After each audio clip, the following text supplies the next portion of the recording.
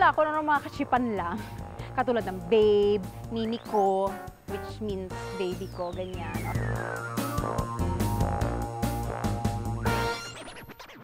3 years na kaming married. Hanggang ngayon, wala pa kaming honeymoon. Sa showbiz, isa na ang relasyon ni Asunta De Rossi at Negros Occidental 1st District Representative Jules Ledesma sa pinakamadalas isangkot sa intriga. Paano ba naman kasi, nung una pa lang, tutol na ang pamilya ni Asunta sa kanilang pagpapakasal? Dahil hindi nila gusto. Si Jules? Gusto nila, kaya lang kasi nararamdaman nila na it was becoming really, really serious. I was 19 nga. Oh, okay. Diba? So yung parang, wag muna.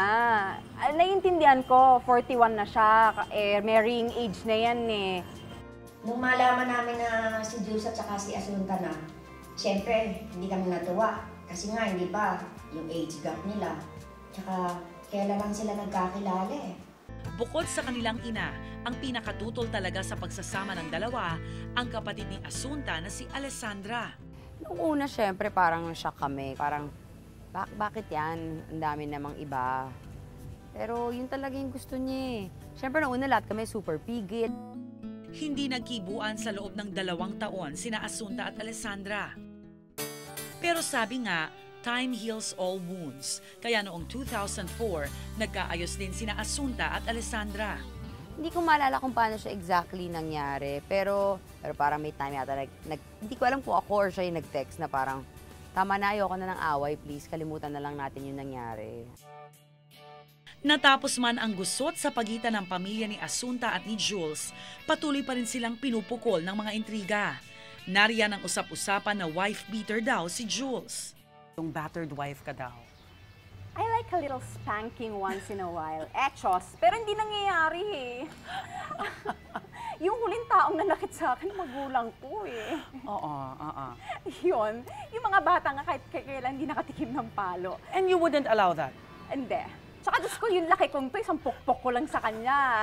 Hello?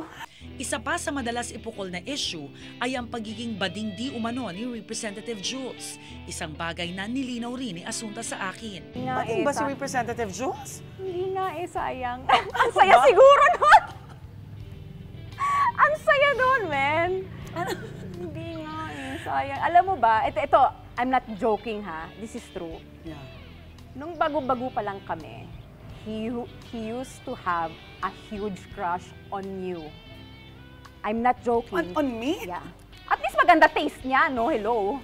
Wow naman. Hindi, totoo. I'm not joking kasi na-realize ko na ang mga type pala niya is matatangkad na babae. Wala ata sa bokabularyo ko ang umatras. Hindi kailanman mawawala ang mga intriga sa buhay ng mga artistang tulad ni Asunta De Rossi.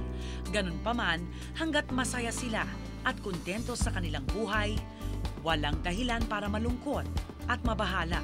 Yun. Anong aral ng tunay na buhay ni Asunta De Rossi? Always think na, kahit maraming trials, in the end, ikaw naman din yung magiging victorious eh.